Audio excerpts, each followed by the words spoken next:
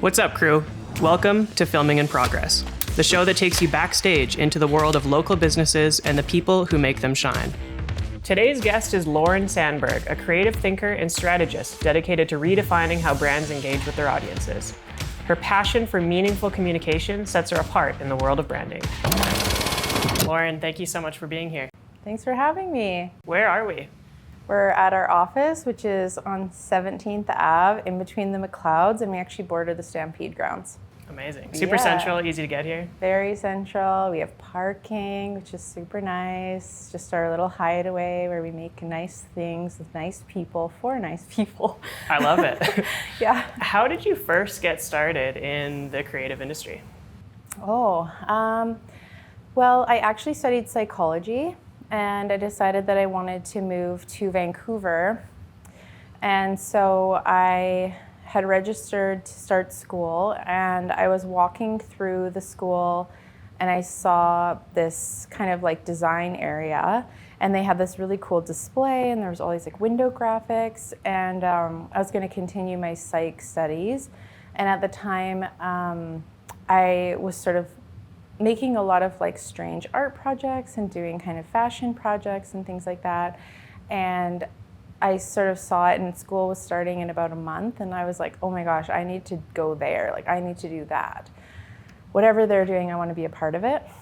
So I contacted the head of the program and asked her if she would accept a late entrant. And she was like, it's going to be a bit hard, and you're going to have to jump through a lot of hoops.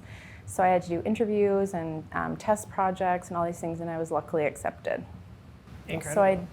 So it's really kind of like an interesting program, kind of like a foundation design course. So we did interior design, graphic design, a lot of like display work, exhibit design, things like that. So I got to sort of experiment with a ton of different materials and really like explore my creativity there, which was great. And then while I was doing that, I was a nanny during school.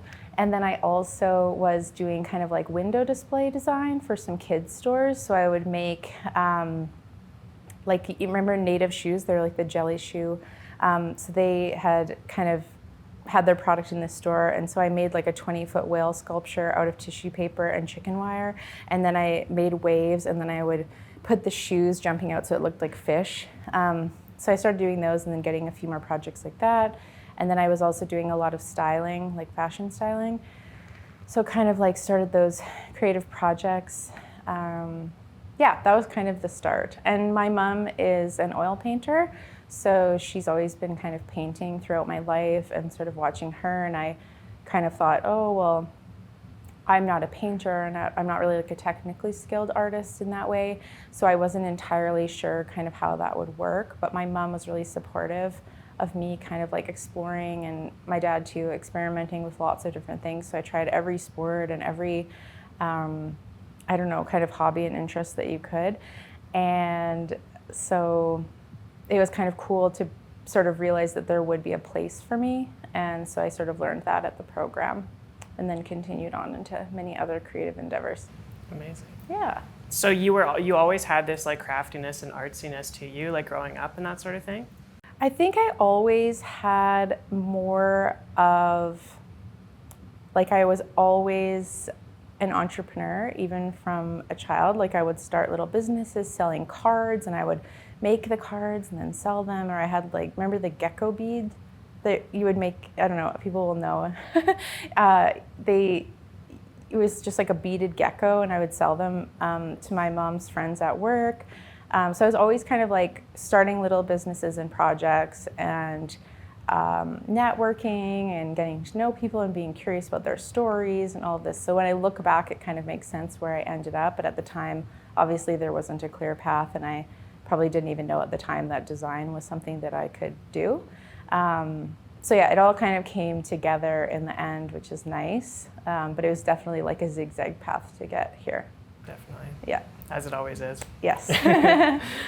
You mentioned that you first signed up for psych, which is super interesting, because did you realize at the time that psychology and art are very closely related, and design specifically?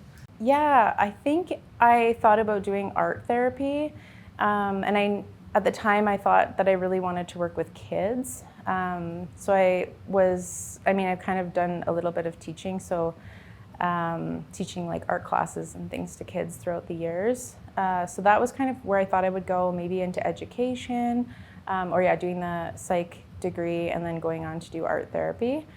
Um, so yeah, it is really interesting, and I mean, I only did a year of the psych program, so I'm really not qualified in any way, but I think that it does actually help in my design career for sure. How so? Just people skills, I think, being able to kind of read people and being a good listener and trying to really hear what people are trying to say. I think that's a huge part of the job, is making people feel understood, and then synthesizing a lot of different inputs to have the outcome of a brand. Awesome.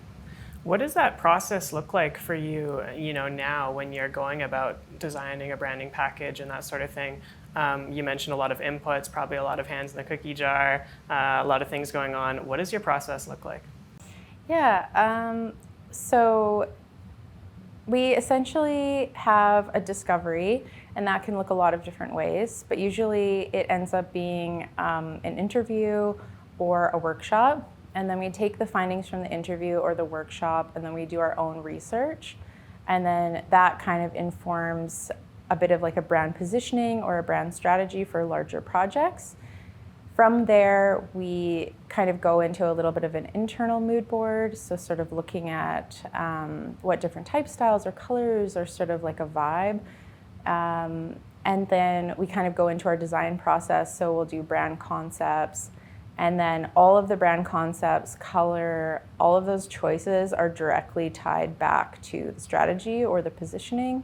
So for example, if a company is, let's say we were doing a bank, obviously those are traditional institutions, so it would be likely that they have a serif typeface, more muted colors. They need to come off as, really trustworthy. Obviously there's a lot of newer banks who are doing it differently, which is great, but in that sense, there's sort of visual selections that we can make that really tie back into the strategy, so that there's actually a reason for every single decision that we're making. So I find that a lot of the heavy kind of legwork for the projects, obviously all of it is important, but that strategy and then the first brand concepts and kind of tying in their verbal identity, so giving them a bit of a mission and something that kind of people can rally around is a really great start.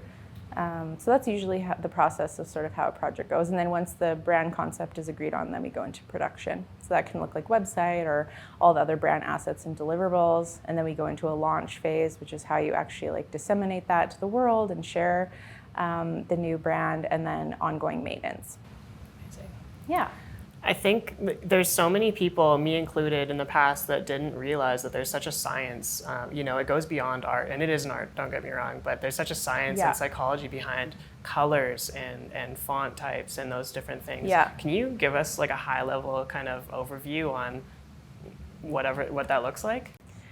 Yeah, I mean, there's so much that goes into it. There's obviously color psychology, so black, for example, would be seen as like a more luxury color.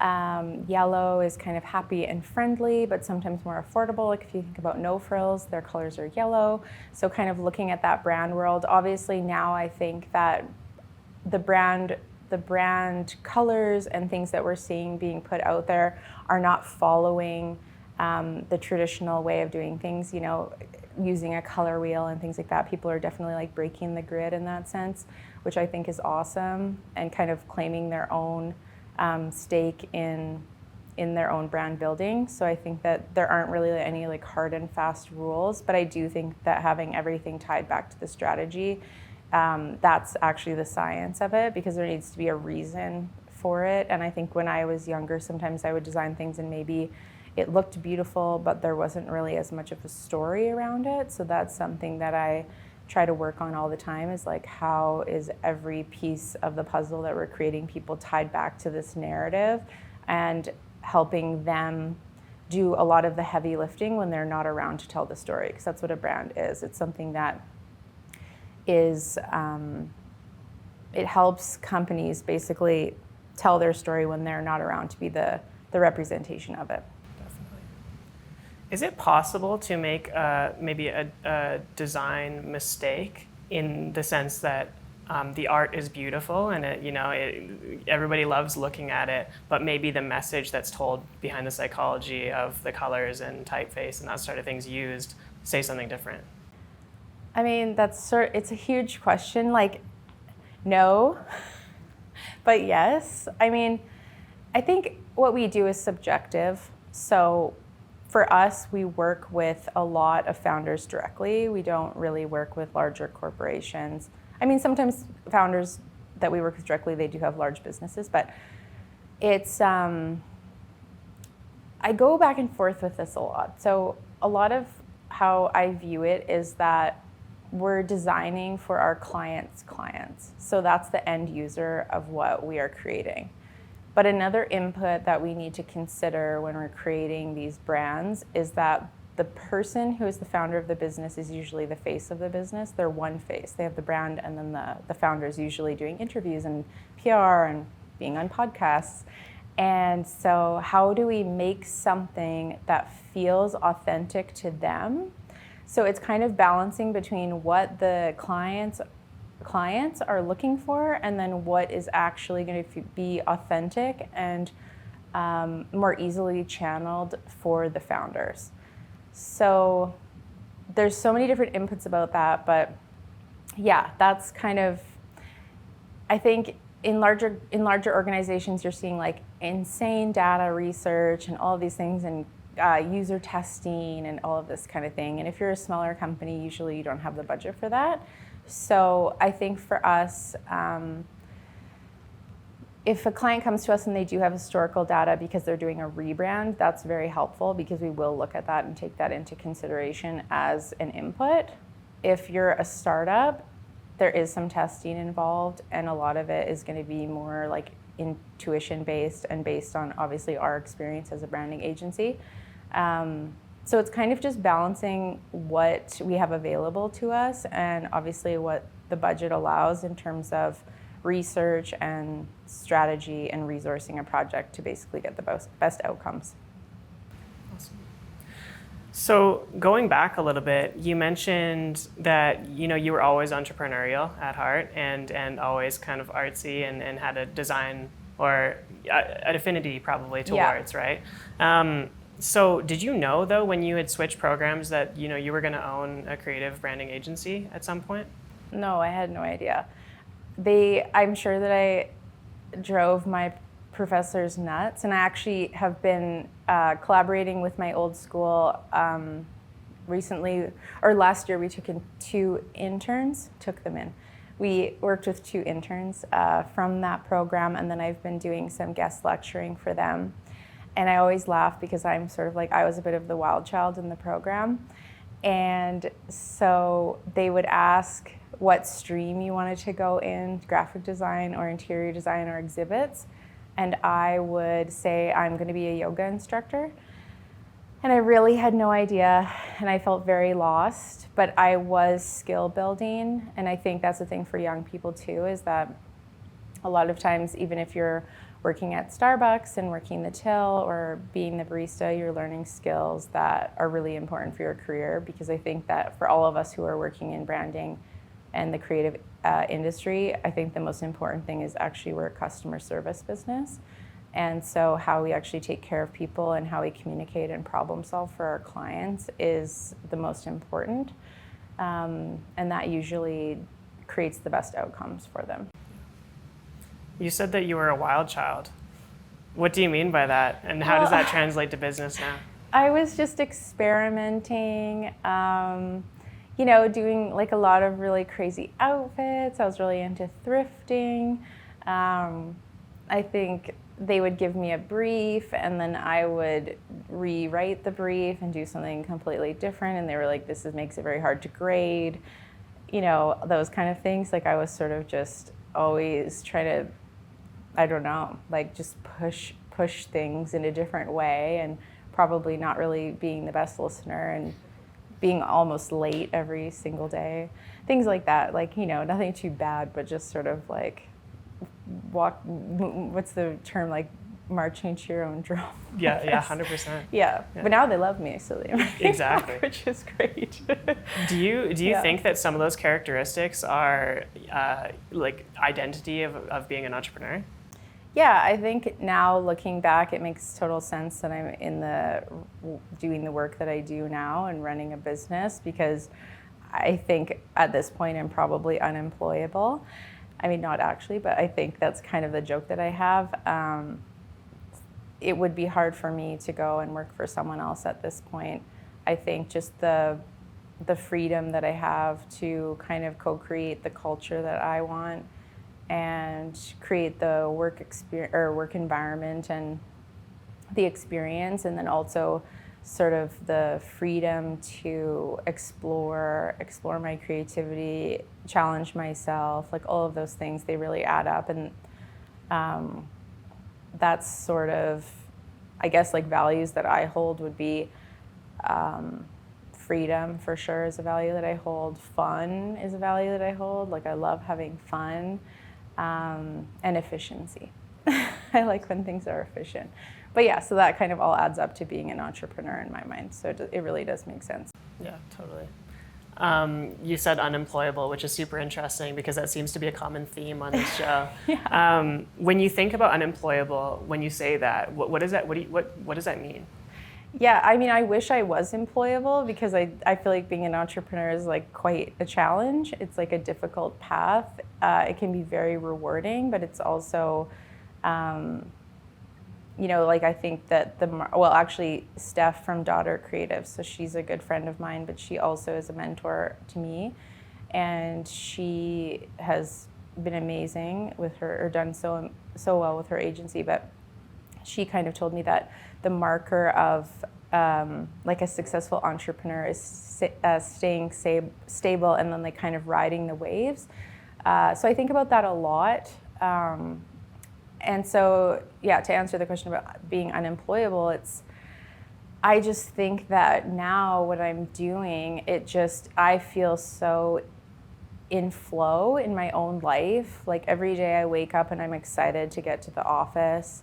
I feel really connected to the clients. I feel really connected to the team. I'm really enjoying what we're putting out there. I feel like we're challenged and in a healthy way.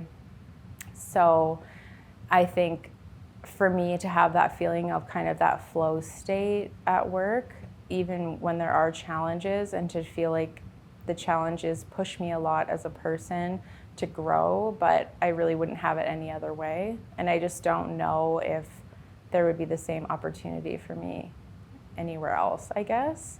But yeah, that's sort of how I feel about that. I mean, I think, yeah, it would be great if I could go and have a corporate job. Like, sometimes I dream about that, but I don't think in reality that I would probably do very well at this point.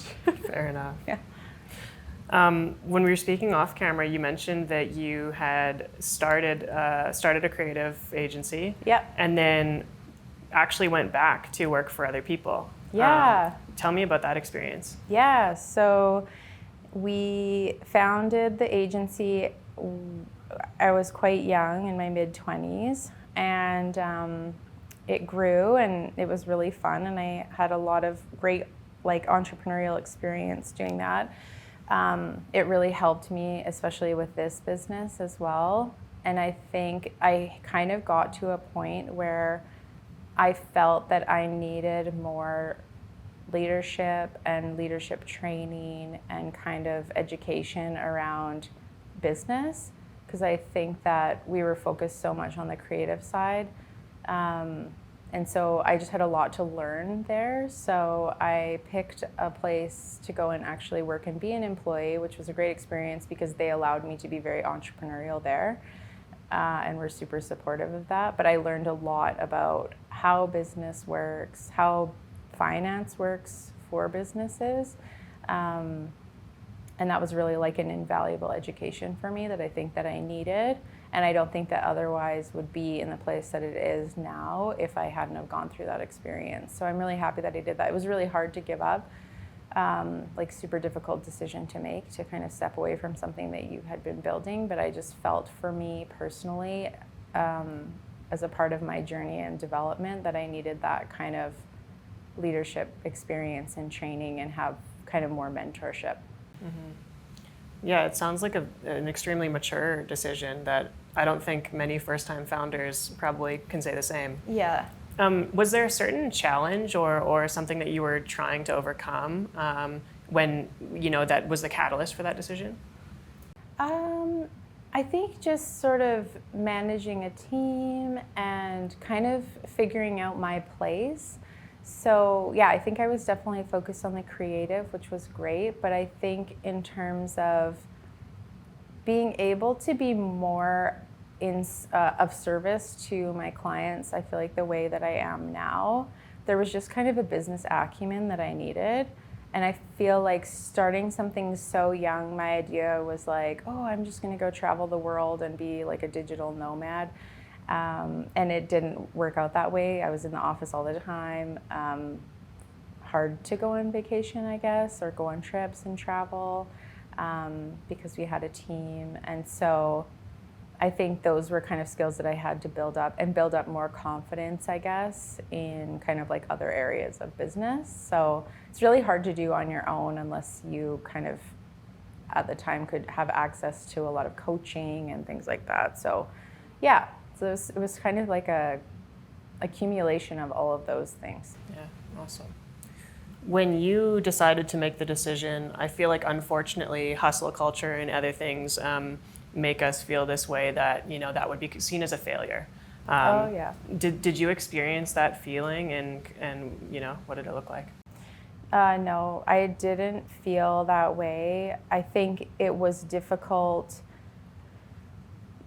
for other people to understand maybe in that time, sort of like sharing that news with, my community, like everyone's sort of like, what? But then I think people really just trusted that I felt like that was the right thing for me to do at the time. I didn't feel like it was a failure because I felt like I was moving on to learn the skills that I needed to learn. And so it almost felt like I was giving myself a gift in a way, especially that my future self would thank me for. But yeah, it's definitely challenging to be building something and then decide that, you need to do something else. And I think that's really hard for a lot of people who are entrepreneurial or starting their first businesses, to kind of realize, hey, I need to pivot, or maybe this isn't working. And that's actually totally fine. It's so rare. We hear all these success stories that these first-time entrepreneurs grow these like multi-million-dollar businesses, and that's so rare. A lot of entrepreneurs have gone through sometimes 4 and 5 businesses before they actually kind of hit their stride. So I think it's actually really normal for people to have that experience, and not kind of like knock it out of the park. And not to say that the business wasn't doing well and all those things, like they're very successful and continued on after me and did great things and beautiful work.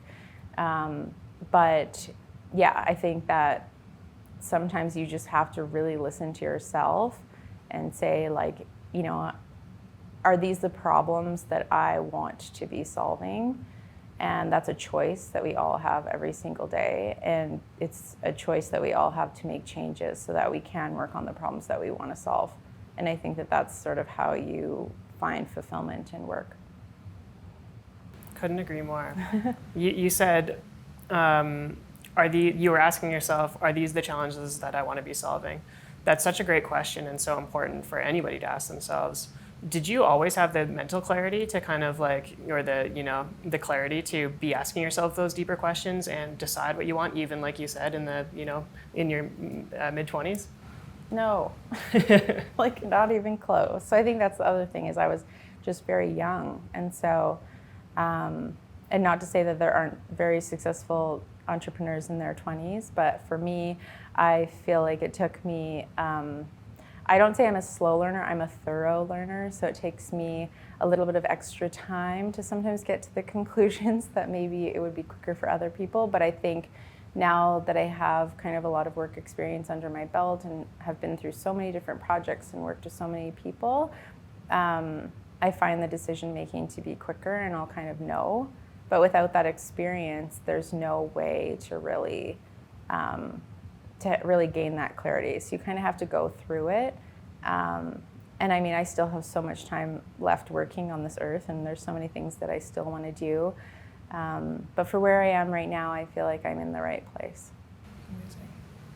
So you took some time away from being an entrepreneur. You went and learned skills elsewhere. What was the defining moment, or was there a defining moment, or was it a skill that you'd learned, or what was kind of the thing that prompted you to say, hey, I'm going to start another business? Yeah, so that is an interesting story. So I was working at another business, or I was an employee of another business, but that was great because it was very entrepreneurial and super awesome. And I was learning a ton. And then I was driving on the highway and I was hit by a truck. And so then I didn't really work anywhere after that because I had to go into recovery. And so I took 5-6 months off and just focused on getting better and trying to recover as much as I could from my injuries. And so that really, I was kind of firing on all cylinders. Wow, I'm just really, okay, with the sayings. And so then I was forced to just stop everything. And I had a brain injury. And so I basically went from, working and being this mover and shaker to being at home all day alone in my apartment. Couldn't really go out, sensitive to sound, light, all these things just really impacted how I functioned. So I had a lot of time to think and rest and kind of reset my nervous system. And I got to a place where I felt really calm for the first time, even though it was so stressful, and the recoveries, I'm still recovering, has been very difficult. And that was definitely challenging in that way, but just to kind of have a break and then see everything from an outsider's perspective. Even my friends, I would usually be able to have a friend over for 30 minutes a day, and that was kind of all I could handle. But hearing how my friends were talking about their work stress and just how busy everyone's lives were, almost like I was watching everything slow motion. And then I sort of thought okay, I don't really want that. I think I want to have a calm lifestyle and have, just feel a lot, allow myself to feel present. And I don't think that I was really there. I think it takes people a really long time to have that realization, but when you're in a situation like that and you're forced to, because if I would experience stress, then I would get flooded with symptoms. So I really had to have a super low stress lifestyle. So I thought that I would get better and then maybe go back to my old job, but it just wasn't really possible for me. And so I sort of thought, okay, well, I haven't worked for 5 months, so I should probably make some money. And so I was I'll just start freelancing, but I didn't want to freelance under my own name. I just thought, I'm going to make a little name to work under. And just take on a couple projects and sort of see how it goes. And so I had kind of gotten 1 or 2 clients, and then I reconnected with my business partner, Tara, and she had moved back from living in Hong Kong for 11 years. And she had a really great experience. And so I met up with her, and then I said, I don't want to have a business partner. And so maybe she would come work with me on a contract base or something. So then I invited her over to my place, and we basically mapped out the whole business. And then at the end of that, I was like, do you want to be my business partner? And she said yes, which is amazing. and she believed in me even though I was still recovering. So at the first start of our business, I could probably look at a computer for maybe an hour a day, and then I would have to lay on the ground with like a magic bag over my eyes and just tell her what, like, you know, verbally talk her through kind of what had to happen next. And so she really like supported me and stuck by me through all of that. And so that is like very meaningful for me, that she believed in me and was like, I see your potential and you're going to get better. And she would tell me that like every day. So that was very helpful. And then I did, and then I slowly got better, and I worked my way up again to like a full-time job or work. And yeah, so it's definitely been like a long journey and a process of just being able to accept myself and accept where I'm at and be okay that I don't need to be working crazy hours and all these things to feel like I was productive, and also to manage my time in a more effective way and sort of not be like living in that go, go, go mode, which I think was sort of like my default. So I almost kind of reorganized that for myself and then came to a place where now I feel like it's pretty balanced. So it's been really nice. I think it was a very difficult thing to go through, but it has been a blessing in disguise. Mm-hmm. Incredible. How did you, so I mean, you came out of an injury and you were forced to, like you said, work 1 hour a day on a computer screen. Yeah. And I'm sure it was a slow return and kind of move out of that scenario. Yeah. How did you, like, I guess now that you can, you know, look at a computer screen for longer, for example, but you choose to still maintain a balance. That's gotta, especially as somebody who, as you mentioned before, was, you know, drawn to always overwork. How do you find that balance? Yeah, I mean, I think now I'm so used to it that this feels normal, where I think if I was working kind of intense hours or late nights, that would be, I mean, I actually am right now because my business partner is on mat leave, so I'm working more than I would normally, but I think we just figured out like a really nice flow with our clients. You know, we have a great team, so they're super supportive. And I think that for us, Tara also worked really long hours in Hong Kong. The work culture in Hong Kong is like pretty, you know, intense. And so I think for her as well, we kind of wanted to sort of create this work culture where if, you know, being under pressure is a good thing, I think. It can be positive, but I think being stressed out where it's affecting your health is kind of pointless. Like, I don't really think that there's any emergencies.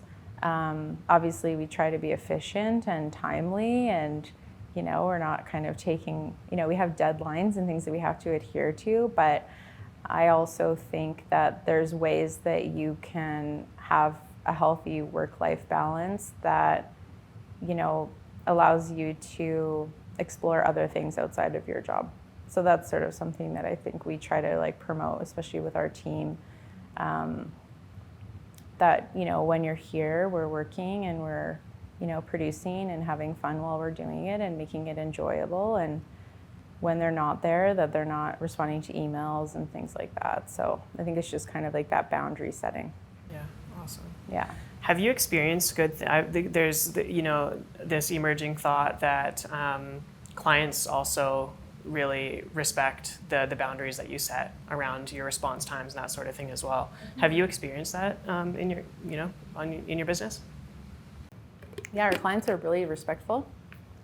It's so funny because I think a lot of times you hear these things where people will say like, oh, you know, you have one good client and 3 difficult ones or something like that. Like, I've heard so many kind of people say that, and I feel like we have all good clients. Like, they're all great and they're all super respectful. They know that we're putting in the time and that we care so much about the outputs that we're creating for them, and that we're very detail oriented, and we're going to make sure that everything that we make for them allows them to put their best foot forward. So I think there's a lot of trust there. I also just really enjoy them. Like, most of them become our friends and we end up hanging out and having like a personal relationship, which I think is really nice because I want to, you know, have fun with the people that I work with. So yeah, we haven't had any real like client issues. I think they've all been very nice, and and I feel really grateful to them, because without them and without them following their own dreams, we wouldn't have a business. So it's like every day I try to kind of go, at least send someone a note and say like, thank you so much, or, like let them know that I really appreciate that they're choosing to spend their money with us. And I feel a huge responsibility to them to be a steward of their brand and to give them the most value for what they're giving us, and to make sure that it's like a mutual exchange that everybody wins. Yeah, awesome. So you essentially started this business because you wanted to change what was happening in your existing workplace, or what the expectation might have been, or what was required of you. Is that correct? That I started otherwise because of it? Yes. Yeah. Well, I think I started otherwise out of necessity, because I literally had to. So I think that with that and all of the learning that I had, I was like, okay, well, I have, I think throughout the whole like injury and post-accident, I kept thinking to myself, I right now have the opportunity to redesign my life in any way that I want. I can do anything. I could go and become a mechanic. I could become a swim instructor. Like, I could move to Bali. And so I sort of thought about that a lot. And I was like, who do I want to be? How do I want to show up?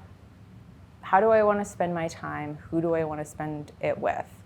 And so I think it's less so a response to previous situations, because I feel like grateful for all of those. And I learned so much everywhere that I've ever worked, and everyone that I've worked with has taught me something. But I think for me, the opportunity with Otherwise was to almost create my own dream world and co-create it with Tara, my partner.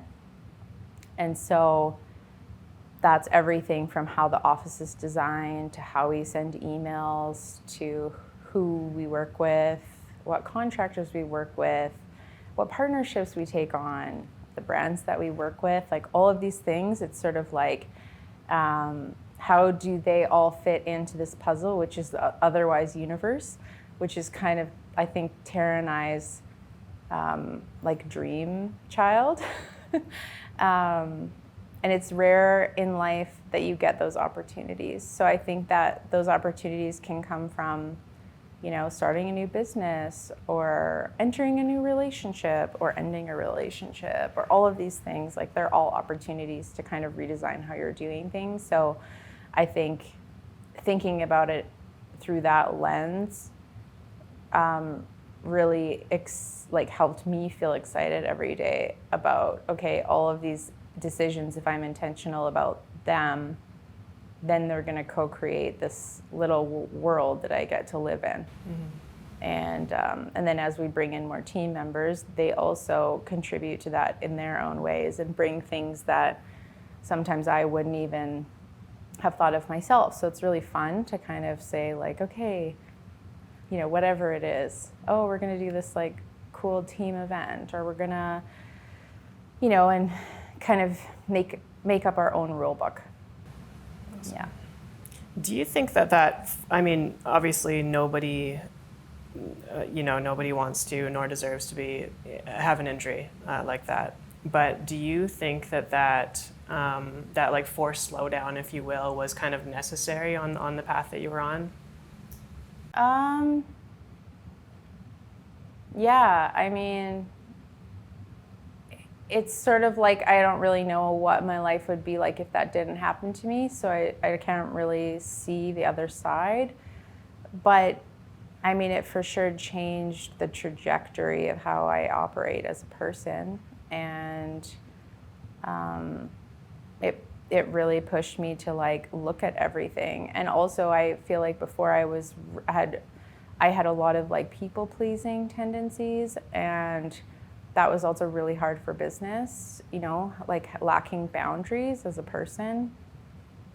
And so when you have that and you can literally only see someone for half an hour, to communicate that to someone like, hey, I really appreciate you coming to visit me, but I can't keep going because I'm going to not feel well for 3 days. So being forced to have those boundaries is like it was like a completely new experience for me, but it also helped me understand how important boundaries are. I think people have kind of an interesting understanding of what boundaries are, but for me, it kind of taught me what they actually feel like and what it. And I think that helped me have better relationships with like kind of everyone around me. But it took me a while to work that out. I think there's so many people that struggle with people pleasing. Coming out of that, do you have any tips and tricks or anything that you'd say to those people that are stuck in that place right now where they're just unsure how to set those boundaries or how to communicate, as you mentioned? Yeah, I mean, I feel like sometimes I think about it and it's like I almost felt like I was stuck in some kind of self-created brain jail, and then it was like the accident kind of gave me the key and sort of unlocked my brain to be able to see things in a totally different way. People pleasing is a really hard one, and I mean, I'm not a therapist, so I can't really give that kind of advice, but I think if people can sort of look at their life and think about, how they want to design it and do kind of like an inventory of all of their friendships and relationships and, which ones are working for you, which ones might not be working so well, can they be improved, like all of those things. It doesn't happen overnight. It's almost like every day you just have to be committed to trying to like move the needle 1%. And if you can just kind of do that and be 1% better or every day, I think that's important because the people pleasing thing is really hard. And I think I would still be in that if I had not had that accident, for sure. Like I would definitely be more stuck in that loop. It still comes back sometimes and I sort of have to be like, okay, I have to be careful because it's really kind of not fair to the person that you're in relationship with either. Like it's not really a nice way of operating for either party. So I think, before you say yes to something, is this a genuine yes? And then kind of just practicing that skill, and it's okay to say no, and you don't have to over-explain why and all of those kind of things. Like I think just kind of getting comfortable with practicing, even if it's like, tiny things. You can just be like, no. So maybe that would help. But yeah, I think just doing the inventory and kind of looking and being like, I have the opportunity today to change how I roll is like a really exciting thing. And so, I think people are moving so fast, and a lot of times people don't slow down and realize that they have that resource to be able to kind of like rearrange things and make things work better for them. Thank you. Love it. I hope that helps. Definitely. I'm sure it will. Absolutely. Where did the Otherwise name come from? So Otherwise is like other wisdom.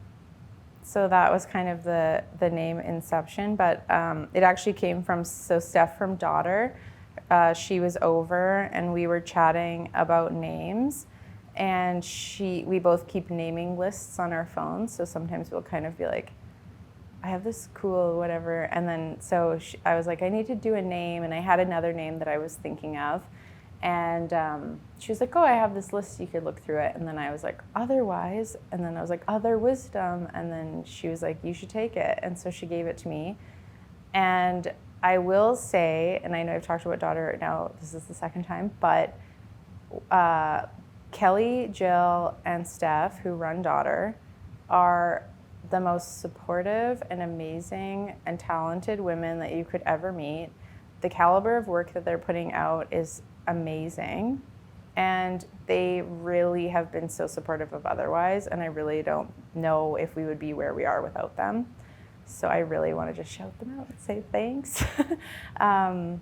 it was kind of, I guess, a co-creation of Steph and Lauren.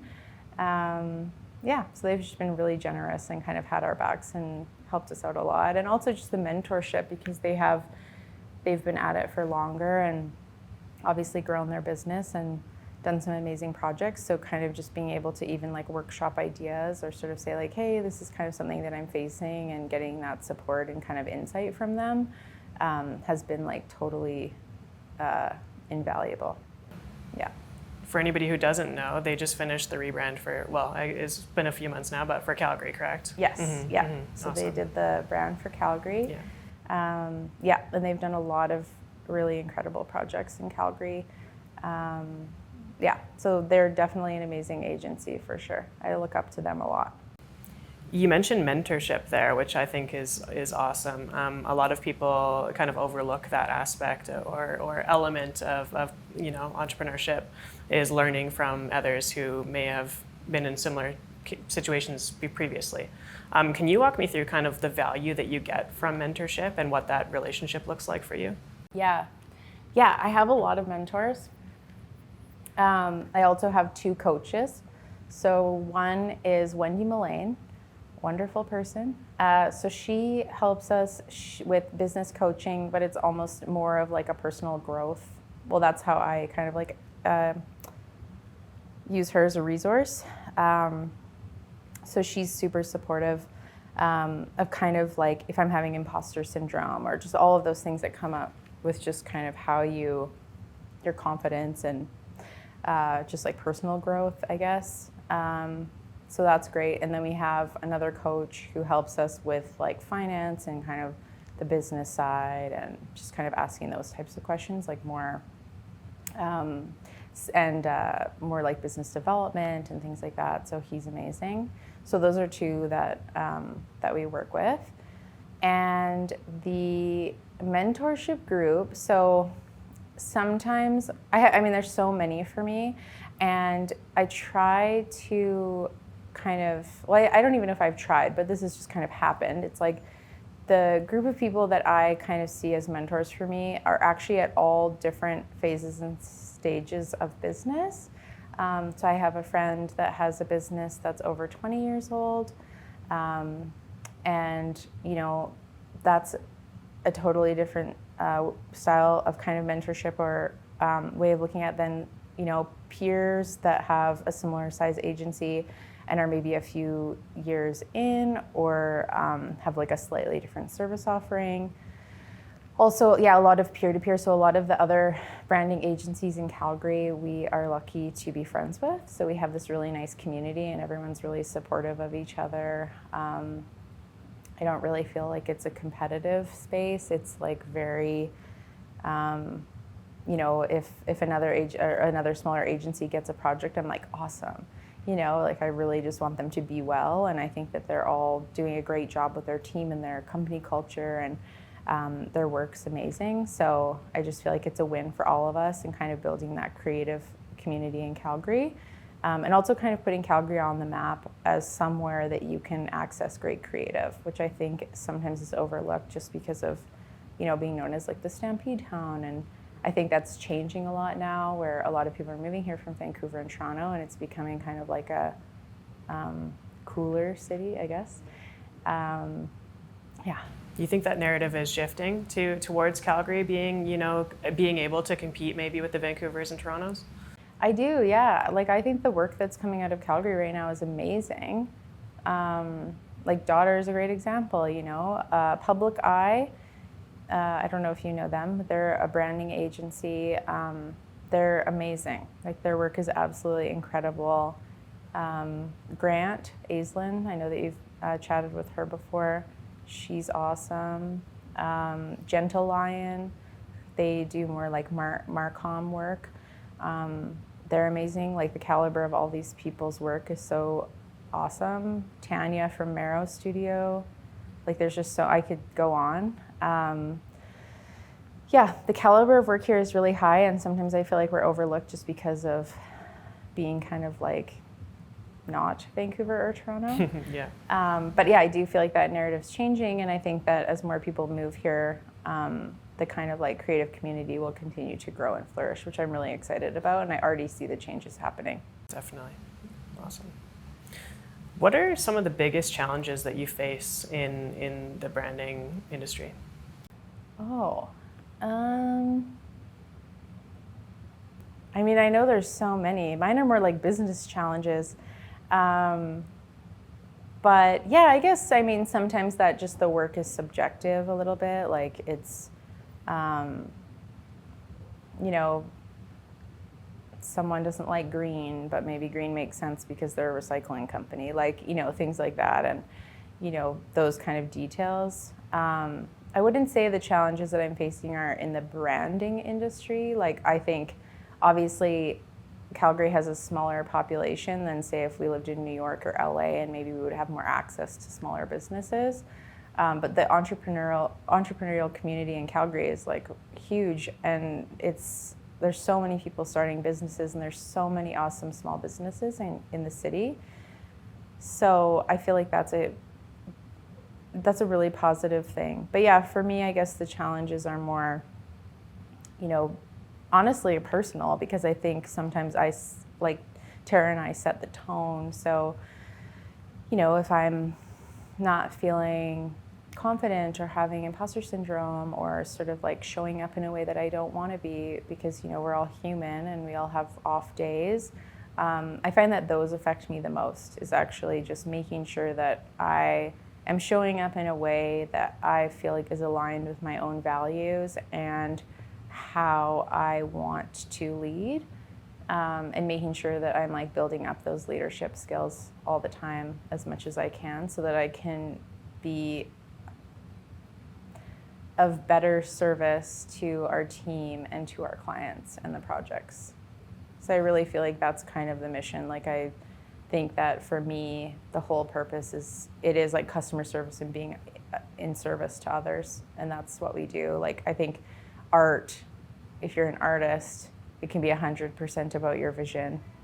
But if you're a designer or you're in branding, it's like 95% of what the client wants or needs, and maybe 5% of your own perspective. So it really is kind of like being a channel for other people. Yeah. Yeah. It's super interesting, because I think, you know, when artists are first starting, and not, you know, different forms of art, right? Because you have to kind of, like you said, 95/5 is listening, understanding, and turning around something that makes sense based on their vision, not necessarily yours. But Yeah. you mentioned off days, and I think that's something that's really, you know, important to dive into, because a lot of people don't talk about that. Yeah. When those happen, and it happens to everybody, you know, it's normal. What is the way that you go about, you know, dealing with that and making sure that you can show up to the best of your ability? Yeah, I mean, some days my tactics don't work to kind of like pull myself up, you know, like some days I'm just like, I just can't make it work, which I think is totally normal. I think what I've learned is I used to be very hard on myself. I'm still quite hard on myself, but I'm getting a lot better at it. I think just obviously I want to show up with self-awareness and take responsibility for things that I do. But I also think that being kind to myself, and accepting, you know, where I'm at, and just just being like gentle and kind with myself. I think that's the most important thing, because sometimes, you know, you have an off day and then you can go into a bit of a spiral, or you're sort of like, oh my gosh, I can't believe I did that, or I can't believe I said that, or whatever. Trying to pull myself out of it as quickly as possible. I think when I come into the office, it's, you know, I have those days rarely, but honestly, the team's energy is such a pickup for me too, and being like, okay, I need to be in a headspace to support people so that they can do their best work, and also, you know, keep the energy up and make everyone feel excited, even when I don't feel like that. You know, it's a responsibility that I have. So I feel like sometimes in the past I've definitely been guided by my emotions, and so I think almost working through like compartmentalizing a little bit and being like, I'm here to be in service to other people, and letting that guide me every day really helps. And then also just like listening to fun music, or, you know, exercising or things like that. Like all of those things obviously help in having like a balanced lifestyle. But and then also having, I think as an entrepreneur, like it can be lonely. And so having a really strong support network around you, family and friends, and making sure that you're still having fun and you're not just spending all of your time working, like we talked about work-life balance, but those kind of things. So yeah, I think that would probably be sort of how I pull myself out of it. But yeah, I mean, I think entrepreneurs are all, we're all, the mental health aspect of it is something that I think is major. And I feel like a lot of entrepreneurs probably experience like depression and anxiety because there's so much responsibility on them, and they're kind of, you know, you have to make a lot of decisions that affect a lot of people every day, and that is a huge responsibility, and at the end of the day it's all on you. So sometimes when I think too much about that, I get a bit scared. But I think someone said to me, I don't know exactly how they said it, but they told me that if I'm not embarrassed by things I was doing 5 years ago, that I'm not growing. And I was like, that's kind of nice. You know, I spend a lot of time cringing, you know, about things that I did. And I think that is kind of good advice, because if you are still doing the same things that you were doing 5 years ago, then you probably haven't grown that much. So it is a kind of a nice way to reframe it. So I did like that. I love that quote. Yeah, that's so good. Like, I don't know anybody who can look back at every project they were doing 5, 10, even 2 years ago and be like, yeah, I loved every element. You know, Yes. Everything was super solid. Yeah. Makes no sense. Yeah. Things change. Yeah, totally. Awesome. Yeah. What does success look like to you? Oh, a success for me is business success. I mean, it's all kind of the same. It's sort of blended together. But I think for me, it's seeing other people really enjoy what they're doing. So if the team is really happy, like if a team member here, if they got offered a job at a big agency in New York or something and ended up moving there, I would be so happy for them. Like it wouldn't feel, you know, threatening to me. I would be like, oh my gosh, do you need money for the plane ticket? Like, let's go, you know? And I think that seeing them flourish is a huge marker of success for me. And seeing that they're happy and like enjoying the work that they're doing and that they're growing and learning, that feels the best. I think when clients feel really connected to the work that we're doing for them, and then seeing them, you know, take it and run with it, like that's a really fun, good feeling for me. And then I think for me is just maintaining a sense of stability throughout this whole process of being an entrepreneur, and you know, building a lot of great relationships with people and helping others as much as I can along the way. I feel like that's the thing that I enjoy the most, and that feels the most successful for me. Beautiful. What is next for Otherwise and yourself? Ooh.